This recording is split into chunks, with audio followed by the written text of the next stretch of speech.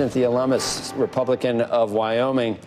She's co-chair of the Financial Innovation Caucus, and I guess I wasn't, at the time, I didn't hear the irony in that where Transportation Secretary Buttigieg said, I don't see anything about the momentum changing. I don't think that's a good thing. That would mean that we'd still be stalled, wouldn't it? I guess he's assuming that he's being positive and saying that the momentum has been going towards the bill. But the way the way I could interpret it, I mean, this has been embarrassing. I mean, for Speaker Pelosi and I think for President Biden to some extent, to say we have a framework where I don't really know whether he had everyone on board. Or do you think your colleague, Senator Manchin, is still just negotiating?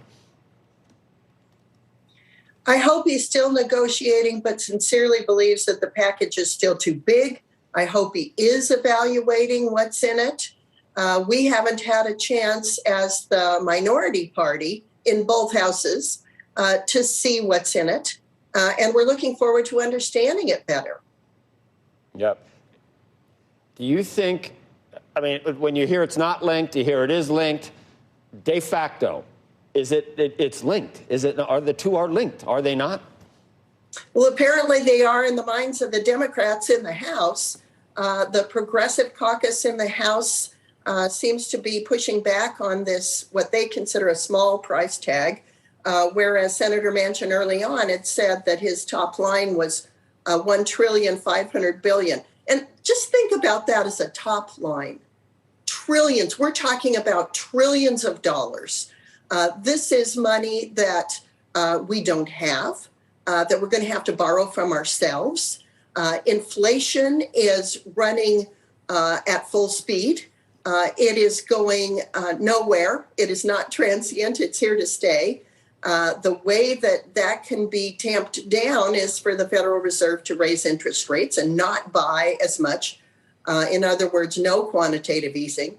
And all of those things work against their big price tag. So thank goodness Joe Manchin is looking at it more realistically than others in his caucus. I just know that there are people, and I love the current cadre of fact checkers, nonpartisan fact checkers, but they would say it is paid for, Senator. Now, because it's not going to be, it's going to be deficit neutral because it's paid for. But then, if you look at the fine print, it's not $1.75 trillion. It's probably, according to some, because they're putting 2-year lapses on most of the programs that will not lapse. So it's really $3.5 trillion. So if you only cover $1.75 trillion with tax increases and it really costs $4 trillion, then it will be deficit spending. Although I would sure that the fact checkers at the Washington Post would tell me that it is paid for.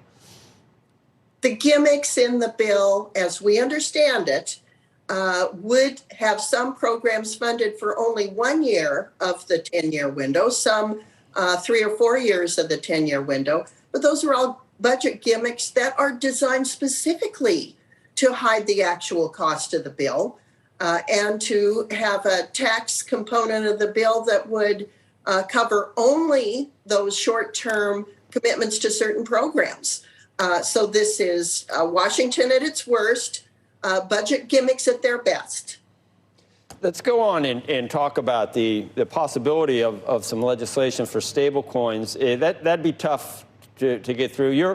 Do you think it's good legislation if it's just the big banks that are regulated and able to do this? I don't think that you think that would dampen innovation from other players and just put it in yeah, go ahead. I do. I think that would dampen innovation.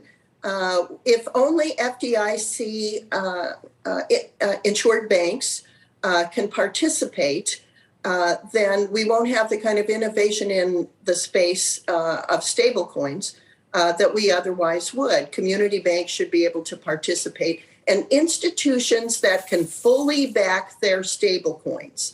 That's going to be the key.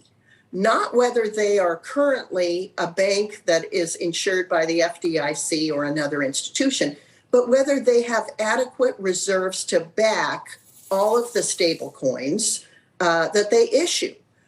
So I think that the recommendations are a little high-handed, And I'm working on legislation that you will probably see before the end of this calendar year that would allow for a little more flexibility, but fully backed stablecoins. When you look at we've got a screen up, you probably can't see. We've got Bitcoin, we have Ether, we have Dogecoin at the bottom. There's another Shiba Inu.